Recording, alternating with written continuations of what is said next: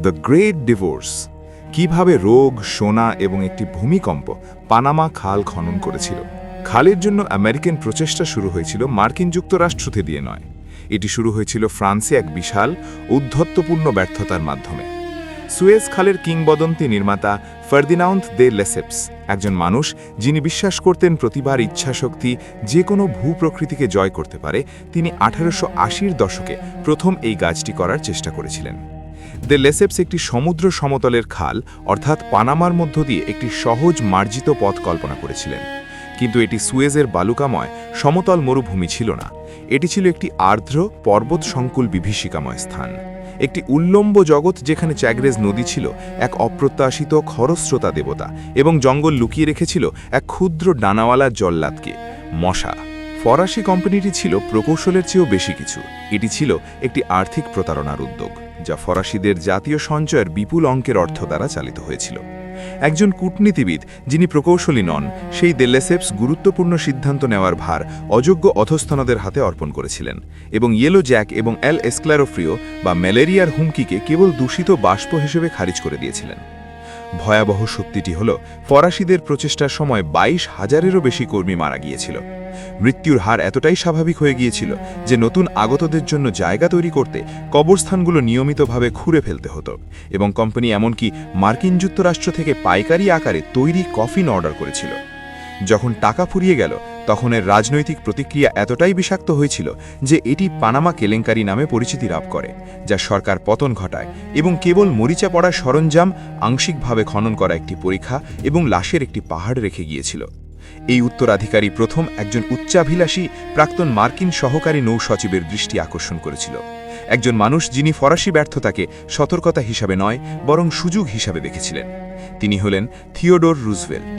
মার্কিন যুক্তরাষ্ট্রের অধীনে রুজভেল্টের একটি স্পষ্ট সামরিক প্রয়োজন ছিল, নৌবাহিনী। সম্প্রতি ঘটে যাওয়া স্প্যানিশ আমেরিকান যুদ্ধ সন্দেহের অবকাশ রাখেনি যে একটি নৌবহর স্থানান্তরিত করতে দক্ষিণ আমেরিকা ঘুরে আসতে কয়েক মাস লেগে যেত, যা কোনো বৃহৎ নৌশক্তির পক্ষেই সহ্য করা সম্ভব ছিল না। খালটি ছিল একটি অত্যাবশ্যকীয় প্রয়োজন। মার্কিন যুক্তরাষ্ট্র প্রথমে নিকারাগুয়া নিয়ে বিবেচনা করেছিল, কিন্তু ফরাসিরা যাদের হারানো মূলধনের কিছুটা অংশ পুনরুদ্ধার করার জন্য মরিয়া হয়ে গিয়েছিল, একজন প্রভাবশালী লবিস্ট পেয়েছিল, একজন ফরাসি প্রকৌশলী ফিলিপ জিন বুনাউ ভারেলা। তিনি ছিলেন একজন দক্ষ কারসাজিবাজ, যার কাছে পুরনো ফরাসি ছাড়ের অবশিষ্ট অংশ এবং আংশিকভাবে খনন করা পরিখাটি ছিল। বুনাও ভ্যারেলার প্রতিভা ছিল নাটকে।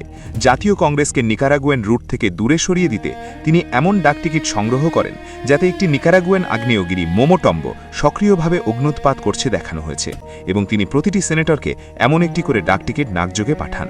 তার বার্তাটি ছিল স্পষ্ট: নিকারাগুয়া ভূতাত্ত্বিকভাবে অস্থির, পানামা হল নিরাপদবাজি। কিন্তু একটি সমস্যা ছিল, পানামা কোনো স্বাধীন নাতি ছিল না, এটি ছিল কলম্বিয়ার একটি বিদ্রোহী প্রদেশ। কলম্বিয়া $25 মিলিয়ন এবং বার্ষিক আয়ের একটি শতাংশ চেয়েছিল এবং 99 বছর পর অধিকারগুলো ফিরিয়ে দেওয়ার শর্ত চেয়েছিল। রুজভেল্ট কলম্বিয়ার দাবিগুলোকে চাঁদাবাজি হিসাবে উপহাস করেছিলেন। এর সমাধান ছিল একটি রাজনৈতিক পদক্ষেপ যা এতটাই বেপরোয়া ছিল যে আজও তা বিতর্কিত। বুনাও ভারেলা রুজভেল্ট এবং পররাষ্ট্রমন্ত্রী জন হেয়ের সাথে দেখা করেন। একটি পরিকল্পনা তৈরি করা হয়, পানামার বিচ্ছিন্নতা। 1903 সালের নভেম্বরে পানামার নাগরিকেরা আমেরিকান সমর্থন এবং অর্থের ফিসফিসে উৎসাহিত হয়ে কলম্বিয়ার বিরুদ্ধে বিদ্রোহ শুরু করে। বিদ্রোহটি হাস্যকরভাবে দ্রুত ছিল। কলম্বিয়ান সৈন্যরা অসস্ত্র বিপ্লবীদের দ্বারা নয় বরং বিশাল অঙ্কের ঘুষের প্রস্তাব দেওয়া এজেন্টদের দ্বারা প্রতিহত হয়েছিল। রুজভেল্টের সরাসরি আদেশে কাজ করে মার্কিন নৌবাহিনীর জাহাজগুলো শৃঙ্খলা বজায় রাখতে এবং কলম্বিয়ান সৈন্যদের বিদ্রোহ দমন করা থেকে বিরত রাখতে সেখানে পৌঁছেছিল। 3 দিনের মধ্যেই পানামা স্বাধীনতা ঘোষণা করে। 2 সপ্তাহের মধ্যে মার্কিন যুক্তরাষ্ট্র নতুন জাতিকে স্বীকৃতি দেয়।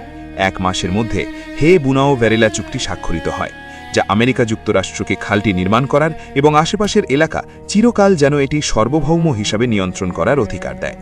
পানামার নতুন প্রজাতন্ত্রটি মূলত একটি কাগজের কাঠামো ছিল, যা মার্কিন যুক্তরাষ্ট্রের উচ্চাভিলাষা এবং ফরাসিদের আর্থিক মরিয়া অবস্থা থেকে জন্ম নিয়েছিল। মঞ্চ প্রস্তুত, ভূমি অধিগৃহীত।